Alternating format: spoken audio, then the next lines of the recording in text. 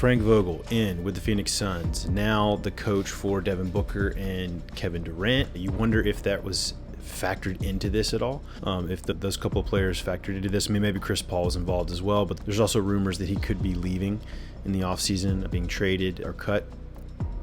So you wonder who was involved in this decision making. Also, Vogel went to 2 Eastern Conference Finals with Indiana and won a title with LA in the bubble with LeBron James and Anthony Davis.